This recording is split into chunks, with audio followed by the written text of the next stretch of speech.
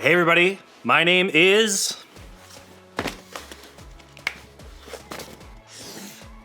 Tyler.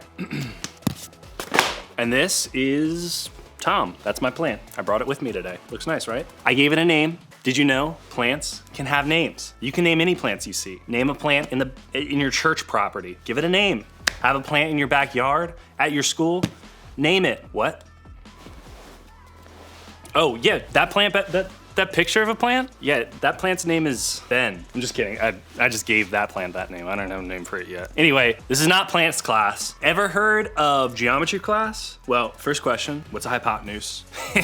I'm kidding. You don't have to answer that. Gotcha though. Now, before you think we're gonna talk about something as boring as shapes or geometry, actually for some of you that's not boring, and that's fine. That's actually a good thing. This series is actually about one of the most important things in your lives, and it's not geometry, it's friendship. You see, big or small, we've all got circles of friends. Let me show you what I mean.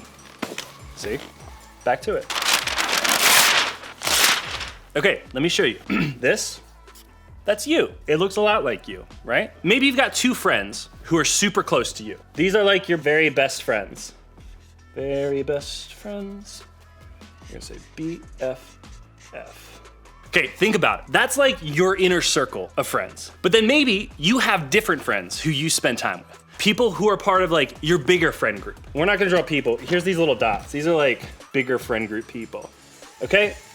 Yeah, there's a circle. That's another circle of friends you have. Then you have people you see on like a regular basis. People in like your small group, on your team, or in your classes at school. That is a whole nother circle. We got friends, maybe. Friends, bigger circle, whole nother circle. Now, some of you may have big circles full of a million friends. Some of you may only have a few people in your circle. And some of you may wish you could find just like one solid friend to put in any of those circles. But no matter what your friendship circles look like, it's important to take a look at the people who are closest to you. Why? Because your friends actually play a pretty big role in your life. Okay, so think back to the way most of your friendships started. A time when someone letting you use his glue stick in art class meant friendship. A time when parents set up play dates and basically chose your friends for you. A time when practical jokes and pranks were the foundation of a solid friendship. Back then, friendship was pretty simple. Fast forward to now, and my guess is that friendship has become a bit more complicated since hitting middle school. Now, your circle of friends seems to be changing all the time. Maybe the friends you've had since second grade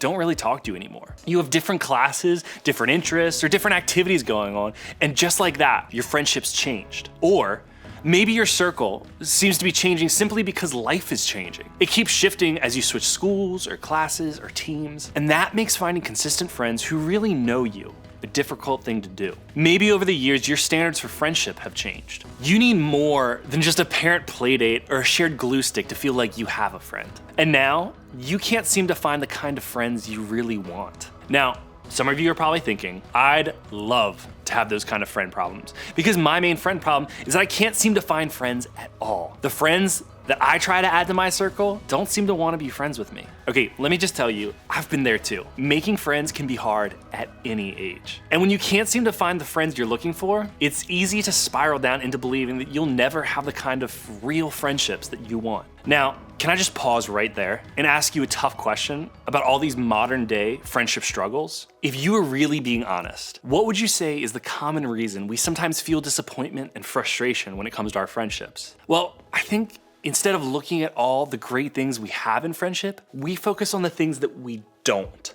Maybe your friends used to be fun to spend time with, but now you feel like they're annoying. Maybe they used to be kind and thoughtful, but now you kind of feel like they're rude and inconsiderate. Maybe you wish that your friends were nicer or funnier or cooler. The list can go on and on. My point is simply this. When you look at friendship this way, you're looking only at what you're not getting, what your friends aren't doing for you. And when you look at any friendship through that lens, you're gonna end up feeling insecure or sad or disappointed or even lonely. And I don't know about you, but when I think about my circles of friends, that's not how I wanna feel. So today, we're gonna look to Jesus for some solid advice on friendship. I mean like solid advice, solid. The passage we're gonna look at today is in a book called Luke, one of 4 books in the Bible dedicated to documenting the life of Jesus while he was here on earth. A doctor named Luke actually wrote this book. And if you know anything about doctors, you know when they hit you on the knee, that's not what I mean about doctors. But you know they're super smart. Like whatever that's doing is something really smart. And here's the deal, so was Luke. Because he was so smart and detail-oriented, I think that we can actually trust that he took a pretty good record of the things Jesus said and did while he was here on earth. In this chapter, Jesus was doing something he did a lot.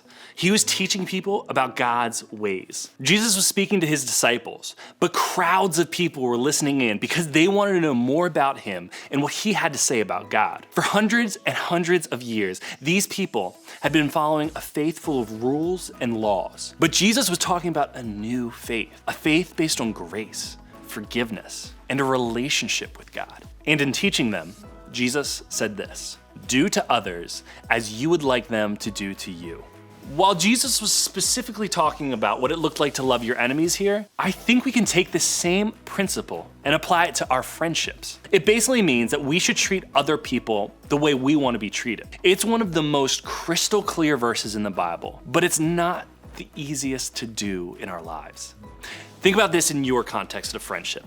Text others as you would want to be texted. Invite others as you would want to be invited. Include others as you would want to be included. See others as you would want to be seen. Talk to others as you would want to be talked to. Here's this one, ready? Post on social media about others in the way that you'd want to be posted about. See, when you put it that way, it's suddenly not as easy to do, is it? All of this really boils down to one thing: value. In your friendships, you want to be valued. You want to be noticed, included, or missed when you're not there. You want to feel important to the people in your circles. Based on the truth Jesus shared, you can look at it like this. One of the best ways you can find value in your friendships is to be the one who starts dishing it out. Instead of focusing only on what you are or aren't getting from your friendships, you should focus on the kind of friend that you are. In other words, be the kind of friend you want in your circle. What's awesome about this is Jesus didn't just talk the talk when it came to this. He walked the walk too. His disciples were the closest people to him. They were his circle while he was here on earth. And later, Jesus actually demonstrated what it meant to treat others this way by doing something really cool for his friends. Check this out. So he, Jesus, got up from the meal, took off his outer clothing, and wrapped a towel around his waist. After that, he poured water into a basin and began to wash his disciples' feet, drying them with the towel that was wrapped around him.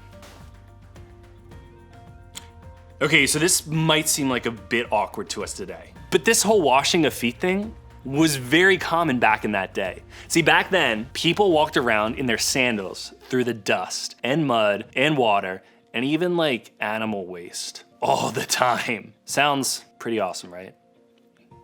Well, because of that, people spent a lot of time with super dirty feet. Now, the custom was for the servants to wash the feet of the owners or guests of a home as they entered. So when Jesus started to wash the feet of his friends, they freaked out because that was the job of a servant, not a savior. But Jesus didn't care. He chose to kneel down and wash their feet. He chose to serve the people in his circle. He took the first step to show them what friendship looked like in action. What I love about this story is that Jesus took action. He didn't wait for his friends to treat him the way he knew was right. Instead, he went first to treat them with value, love, and significance. He showed them what it looked like to be the kind of friend that you'd want in your circle. So, as somebody who wants to have friends in their circle who value them, what can you do? Well, take a tip from Jesus and start by valuing the people in your circle first. Start by being a good friend to others. It may not change anything overnight, but I believe you'll eventually see some changes in the way you feel about your friendships if you start doing these 2 things. Number 1, go first. Jesus set the tone with his friends by going first. He didn't wait for them to treat him the way he wanted. He set the example by treating them well first. And you can do the same. I know that the natural response in friendship is usually to wait for someone else to come to you. But instead, make the first move. Go first. Invite them to sit by you. Invite them to hang out at the mall. Ask them to play video games with you. Let them join your pickup basketball game. Offer a kind word first. Think about the way you want people to treat you, and then find a way to treat your people that way first. Number 2, learn how to be a friend to you. You have to learn to treat yourself well, too. Part of that is learning to love who God created you to be. What are the qualities God created in you that you appreciate? Are you hardworking, funny, easygoing, strong, a good listener, a good plant namer, maybe? Embrace those qualities as you learn to like the person God made you to be. Because here's the truth, you can't be a good friend to others unless you first know how to be a good friend to yourself. Remember, you can be the kind of friend that you want in your circle. As you head out,